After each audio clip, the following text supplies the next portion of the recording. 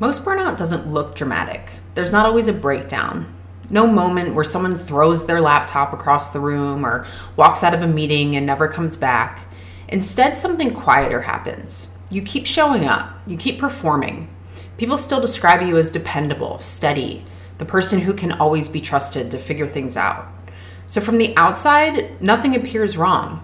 But internally, something begins to shift. Your patience shortens in small ways that surprise you. Your mind might feel foggier than it used to. Tasks that once felt satisfying now feel strangely heavy. And the confusing part is that you're still functioning well enough that no one notices the change. This is the pattern I often call quiet burnout. It's common among capable, responsible people who have built a reputation for holding things together. Instead of crashing, they slowly fade while continuing to perform at a high level.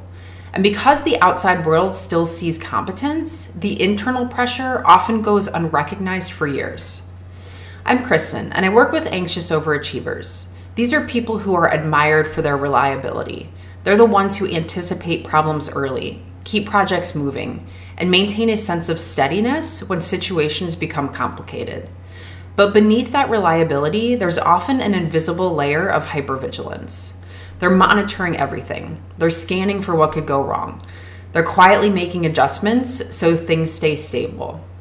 So from the outside, it looks like excellent leadership or management. But internally, it often feels like pressure that never quite turns off.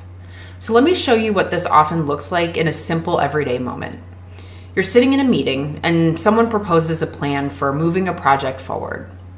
The idea isn't terrible, but as you listen, you start noticing the gaps. The timeline seems a little unrealistic, a few responsibilities are unclear, there are pieces that might create problems later. You glance around the room wondering if anyone else sees what you're seeing, but no one says anything. Then there's a brief pause, and in that pause, your mind begins running calculations. If this goes sideways, I'll end up fixing it later.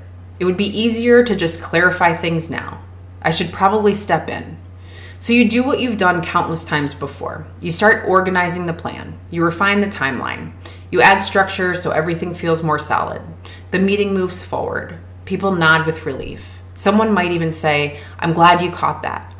From the outside, it looks like competence. But internally, something subtle has happened. You didn't just lead the conversation, you absorbed weight that may not have actually belonged to you. And this is where many high achievers begin to drift into a pattern that quietly fuels burnout. What starts as capable leadership gradually becomes something else, overfunctioning. That word can sometimes sound harsh, but the dynamic behind it is usually understandable.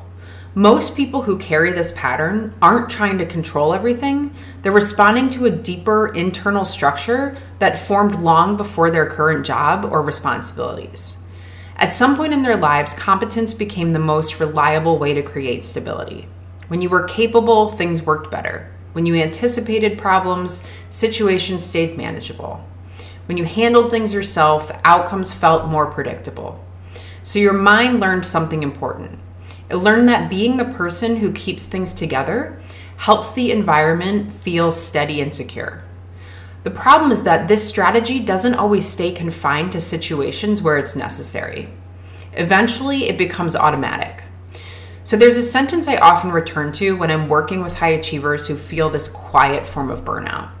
You can feel confident in what you can do while still feeling uncertain about who you are. And that distinction is subtle, but it changes everything. Confidence in what you can do comes from skill. It comes from competence, experience, the ability to solve problems effectively. But when your sense of steadiness becomes tied to performance, something else begins to happen. Performance becomes protection. You're the capable one, the reliable one, the person who keeps things moving. These roles begin to hold more weight than anyone around you realizes. And once that happens, stepping back can feel surprisingly uncomfortable. Not because the situation requires you to step in, because your internal stability has quietly become connected to being the person who does. So one of the reasons quiet burnout can be difficult to recognize is that it doesn't interrupt your ability to function. You still show up, you still meet deadlines, you still solve problems quickly. So from the outside, everything appears fine. But inside, smaller signals start accumulating.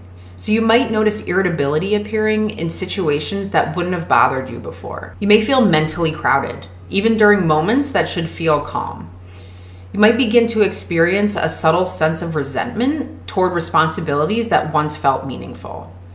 And perhaps the most confusing part is that you can't point to a single dramatic cause, right? Nothing collapsed, nothing exploded. Instead, the weight simply accumulated slowly until your internal experience began to change. So healthy leadership has a different internal foundation. It isn't built on carrying everything yourself. Instead, it comes from understanding where your responsibility ends and where someone else's begins. So from the outside, the behavior can sometimes look similar. Both leaders might offer guidance. Both might notice problems early. Both might contribute thoughtful ideas. But internally, the experience is very different. One person feels like they must constantly monitor and stabilize the situation. The other understands that leadership includes allowing others to carry their own responsibilities. And that difference might sound small, but it dramatically changes how pressure accumulates over time. So here are a few easy practices for you to try out.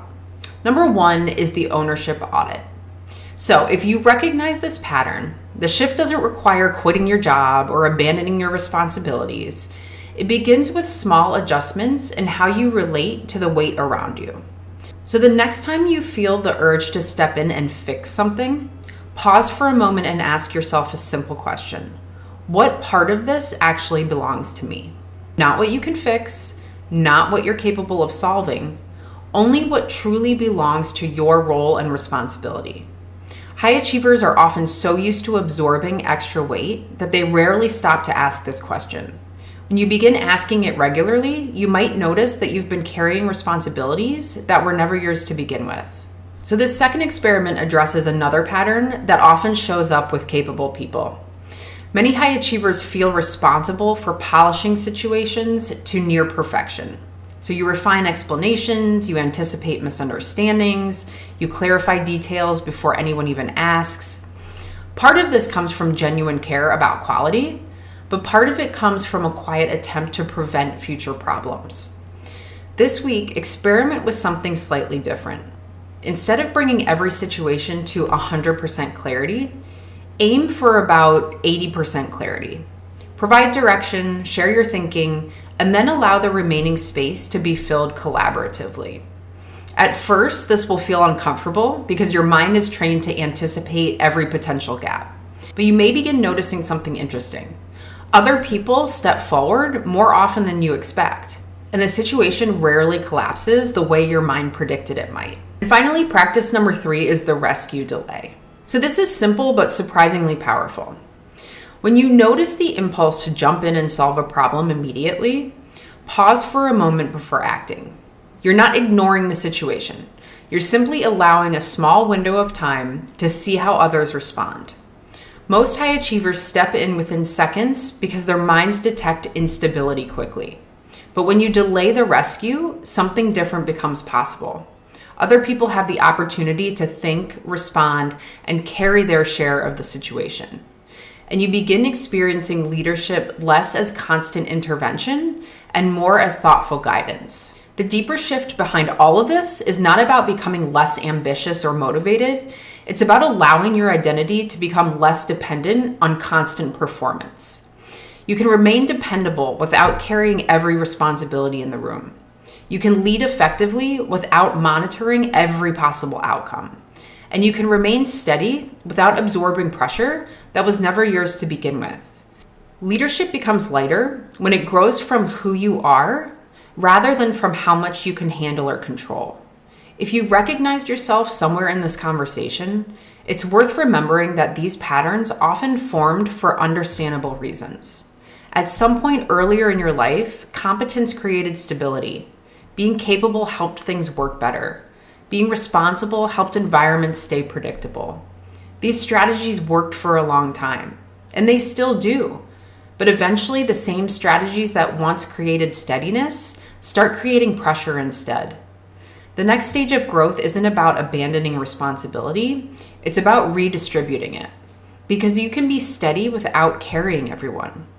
So I'm curious whether a particular moment stood out to you in this video.